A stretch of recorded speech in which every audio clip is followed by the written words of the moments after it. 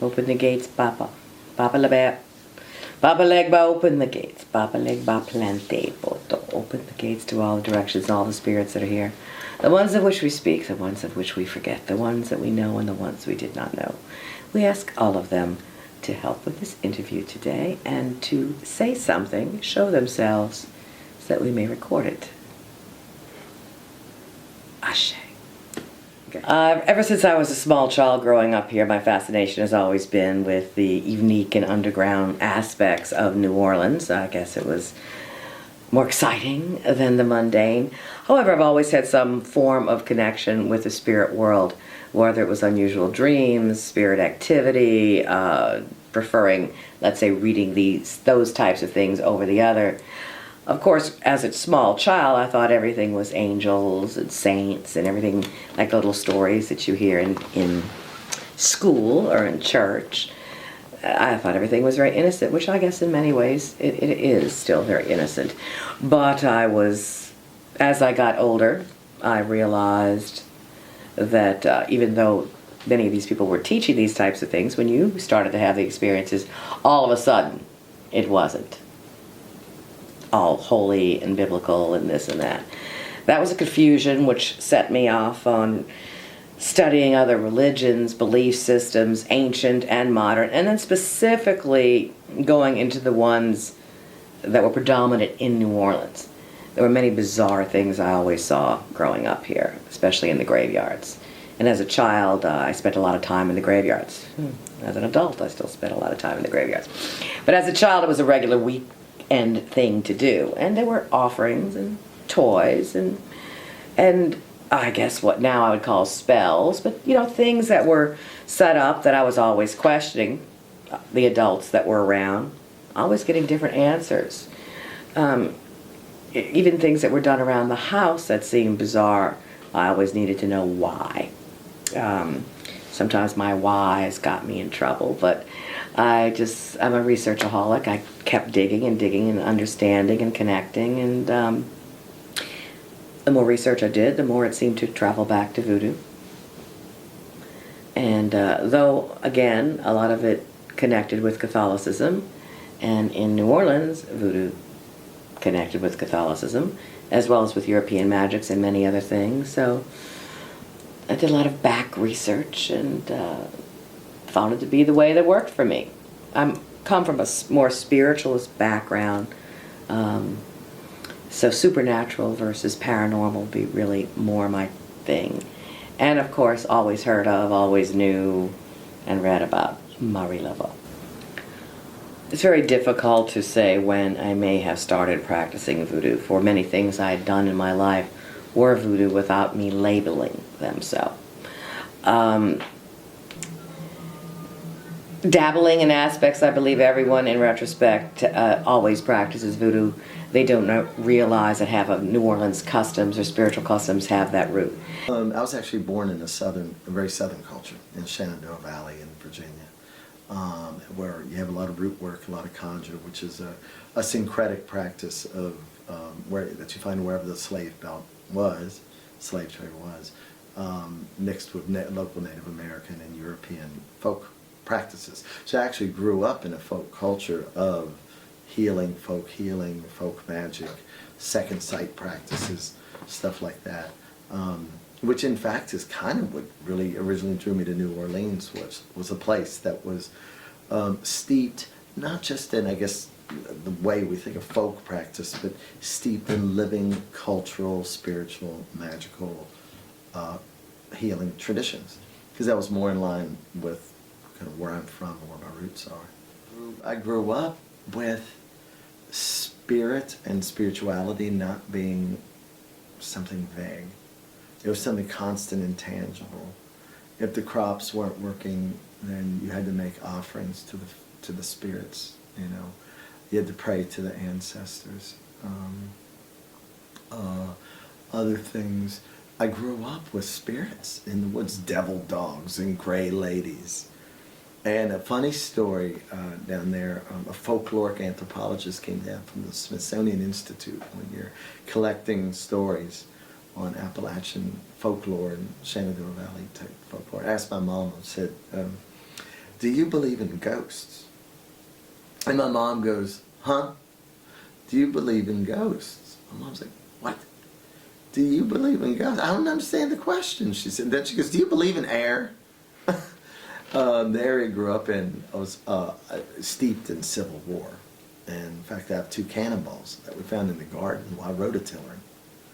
So Civil War was very, very close. So you can imagine there's a certain direct connection to death, to the closeness of death, to the closeness to some of the more subtle sides of life. And that's the kind of stuff I grew up with.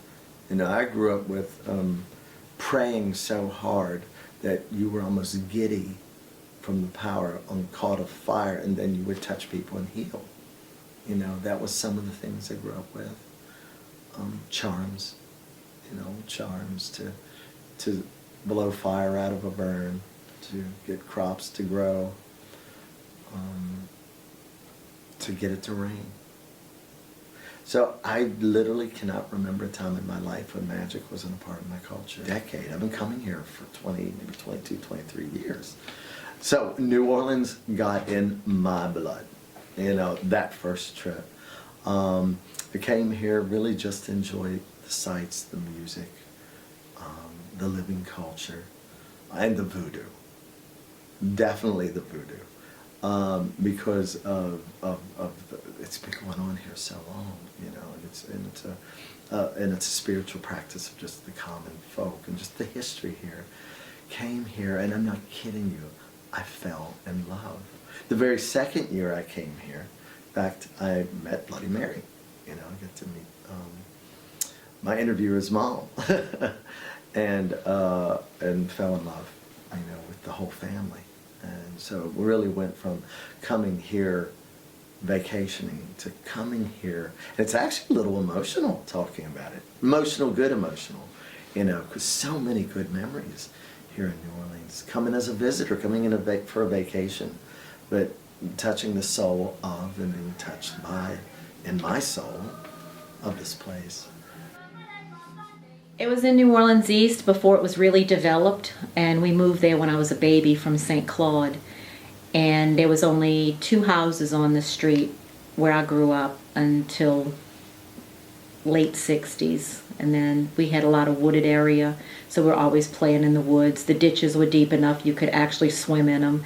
It led to the canal, so we always had turtles and snakes and alligators and all kinds of, we'd crawfish in the ditch when it rained. It was just kind of like growing up in the country, but it was actually in the city limits. But when I went to a museum on Conti with my mom and dad, we went through the voodoo section. And as a kid, my mother used to always tease me and my brother, saying Marie Laveau was going to put the gris-gris on us if we didn't behave ourselves, thinking it was a threat. But I never took it as a threat. When I saw her in the Wax Museum, I kind of felt a connection, like I wanted to grow up to be like her.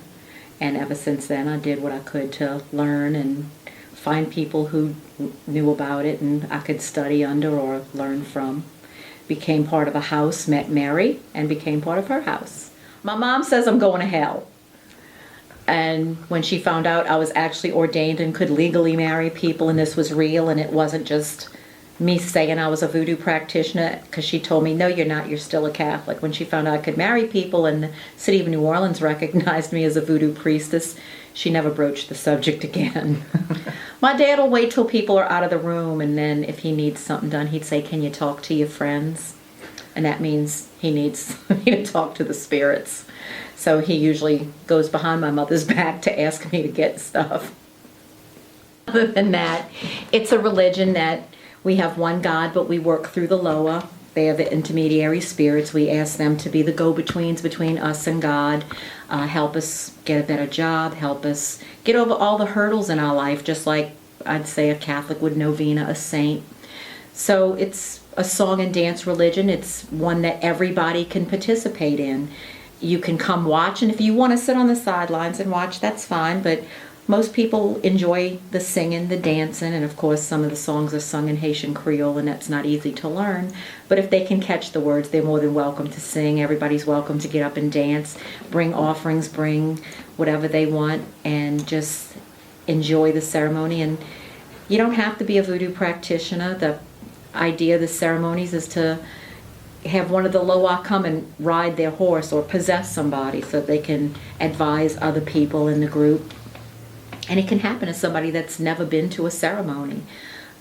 So anybody can go to one and actually get a real fulfilling experience. Even if they just watch, it's a fulfilling experience. It's not something that you can actually do by reading.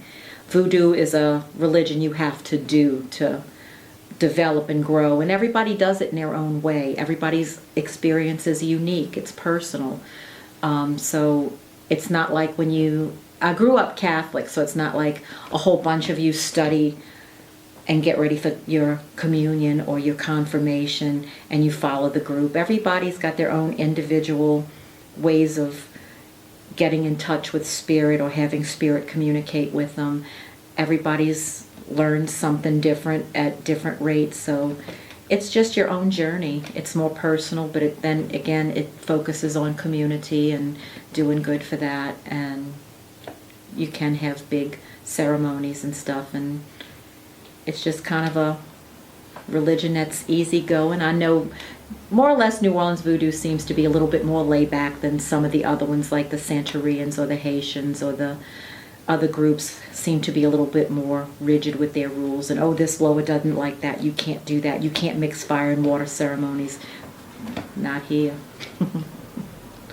We just kind of do our own thing, which is really nice. Voodoo, in my easiest description for Americans to understand, is African shamanism. Everyone has a rough idea of Native American Indian shamanism. So African, older perhaps, and came here early 1700s with the slave trade. Because of the greater freedoms that existed for the slaves here and what was then called a liberal Latin Catholic attitude, it was allowed to take root. It blended in with the needs at hand and the spirit of place. The spirit of place was already developed by the Native American Indians who were here. And of course the spirit of place in general would probably be the swamp magic. A very important thing that is forgotten by a lot of modern practitioners, but was not forgotten in the times of Mary Voodoo. So you have the Native American Indian shamanism, the African shamanism that met with the official religion of Catholicism. All the folk magics that came over to this port town also blended in a big old gumbo pot, and again under that huge umbrella of Catholicism. So, but it was influenced both ways. Everyone talks about how, Catholicism influenced voodoo, but voodoo influenced local Catholicism. Our connections to Europe and Mother Rome were nil. We were an abandoned colony of folk Catholicism developed, again with the needs, I believe, in an area that had such a high mortality rate, that had such issues that were going on here, that people were dependent upon each other. You could afford to be as hypocritical as you can now, and also most of them knew what they knew from actually doing it, as opposed to watching a Hollywood movie, a silly t-shirt on Bourbon Street. They actually lived the life, and everyone dabbled in an aspect of it. So voodoo is an ancient religion, very nature-oriented, nature-based, ancestral reverent, which is extremely important in my belief system. The ancestors are still there to help you, or perhaps hinder you if you don't treat them well in life. But the ancestors are still a viable force. All your family is still your family, even if, let's say, they're in the ground or in an above-ground crypt in the case of most New Orleanians. The very same spirits that traveled with the African slaves went to different parts of the world, where they were accepted, and the ones that were called upon more were really because of what the needs were at a particular place. But the angels, the Loas, the voodoos with the little v, they existed in Africa and they traveled, and then new spirits were added and new ancestors were added, and different ones were added in certain areas like Haiti, that then other part of that island too, and the north would have been different than the south. Same thing here. So exalted ancestors will become like voodoo saints or spirits. So here we have Mary Voodoo, and here was very matrilineal, which was very important and unique. When I came, I came here as a Wiccan. I came here also as a traditional witch, meaning someone who came into a relatively old lineage of Northern European witchcraft, which I was initiated into, I wasn't born into. I came here with a background in folkloric magic and, Southern folk, root work, including fairy tradition. And fairy tradition, of course, comes from, mostly from Britain, Scotland, Ireland, Wales, working with the spirits of nature, the nature spirits. I was curious about voodoo when I came here, and voodoo's very different. Different and same, because the witch taps the deep primal forces of nature. Except we don't see them as forces, we see them as persons, we see them as spirits, that we work in partnership with. When I first came here as a witch, I was thinking voodoo was very different from witchcraft. Very different from the witchcraft, that I knew and taught and studied. And over time, I only to find out that the practices here were really about relating to nature and relating to these major forces, these lower, and exalted ancestral forces of nature. I think my exposure to voodoo, which, I always say, I think I'm a closet voodooist. The other thing I got to add to that is I never had an appreciation for Catholicism. I grew up Protestant. In fact, just the opposite. My mother was terrified of it. The only Catholic I knew in town when I lived out in Virginia. Mom said, now watch her. She worships beads. And she talks to her rosary, right? She does novenas. No, it's not novenas. It's called doing the rosary. I guess praying the rosary. Coming here gave me a really deep appreciation for the beauty of Catholicism.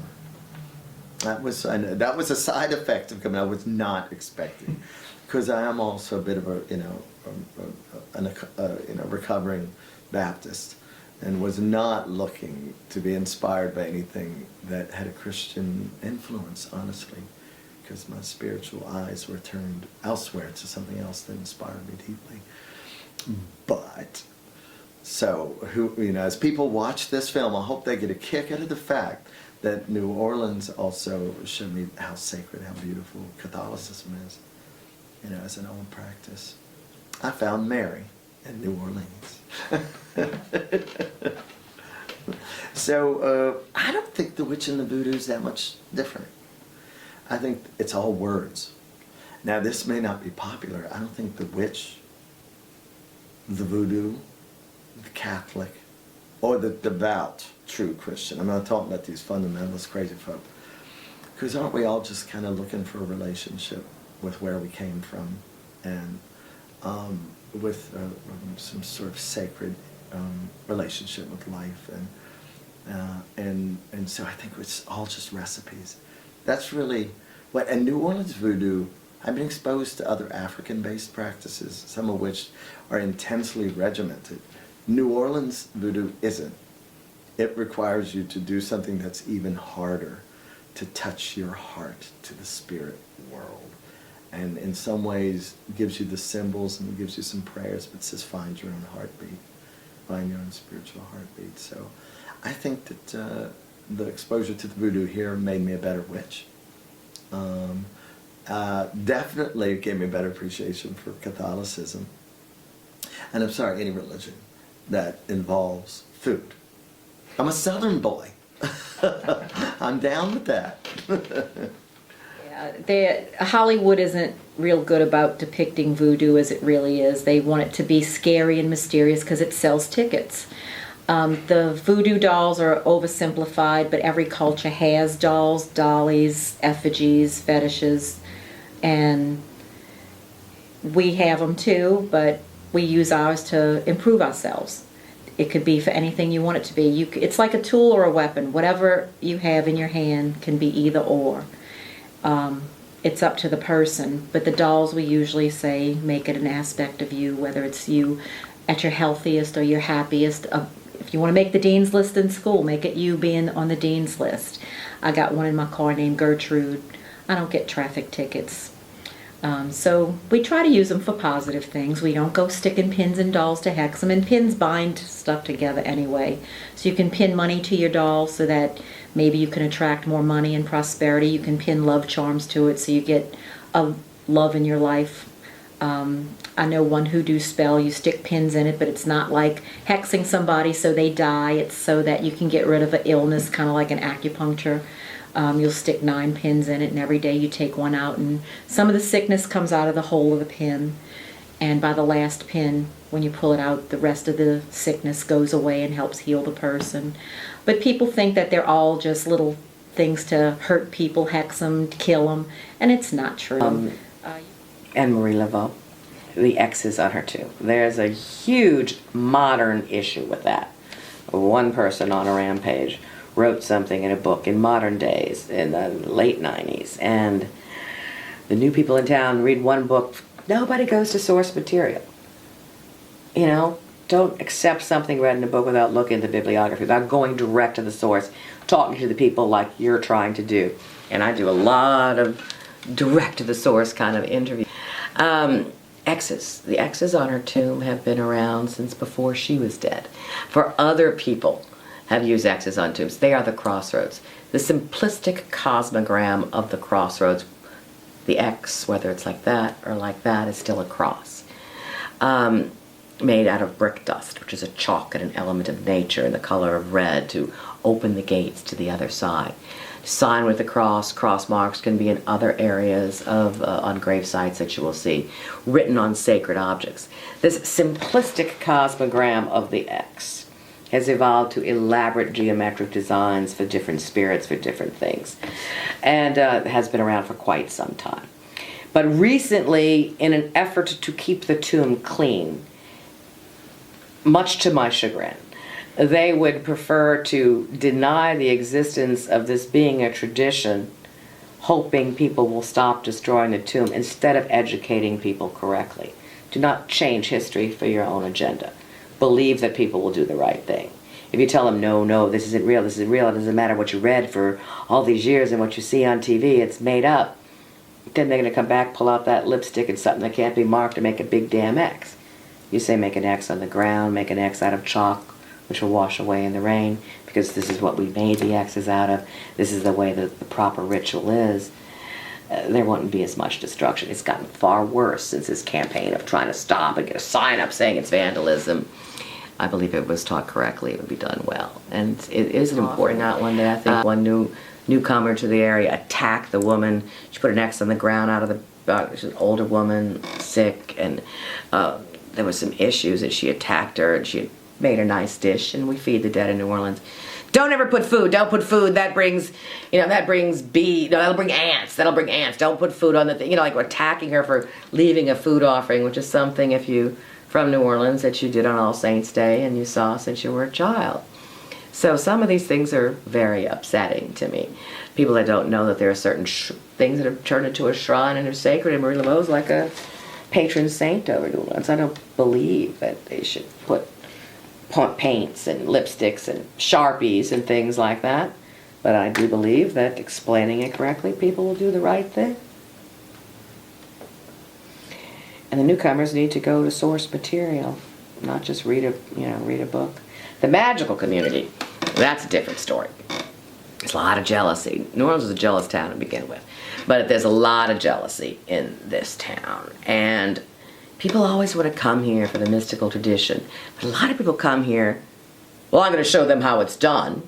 And they want to come here because of the magical tradition, but they want to say and deny that there is anything such as New Orleans voodoo. Then why do you want to come here?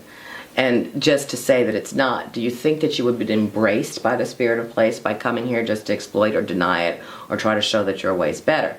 You have to be humble and kind of bow down to it to open up. I think there's a lot of wrong attitude. Very competitive. Everybody was trying to be the big witch in New Orleans, and they were in it for the wrong reasons. I think that's why the coven didn't survive. It's because they would take in something that was supposed to be very spiritual and turn it into something that they were going to try to make themselves well known and popular, and so they wanted to be celebrities, and they all got except they all got a slap in the face from it. So I think their egos got in the way, and the spirits didn't like that, and they don't exist anymore. I think only 3 of us are actually still in the city. And we had 13. I do notice there's a lot of changes as far as people from other areas wanting to move here, thinking this is a really cool spot to live, and then they want to change it. They don't like the culture once they get here, and they have to try to conform it to their way, but they don't realize we're a stubborn group. And they called us unadaptable and unwilling to change before. We have not changed much. So if you don't like it, go home. When I came, there really wasn't, at least from my view, there wasn't so many people from other places running voodoo shops, running witchcraft shops, running those kind of scenes.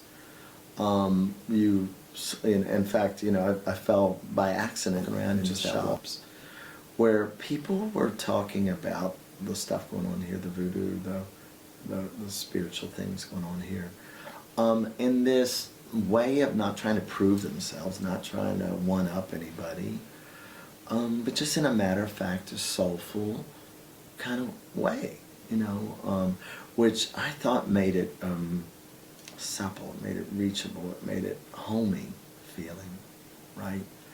Now I don't see quite as much of that, not as much as it used to be.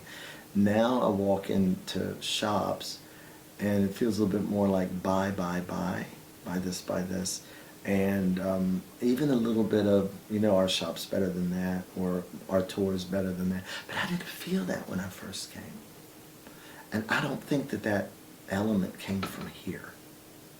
Because every single person I've seen it, whether again it's a tour guide or whether it's a shop owner, and then I sort of dig in to get, it's someone who wasn't from here, you know.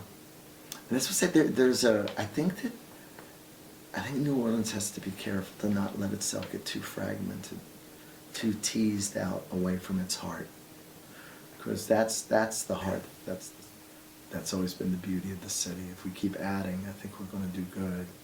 But if we take, then we'll lose maybe one of the true great heartbeats of America. And that's how I feel about New Orleans.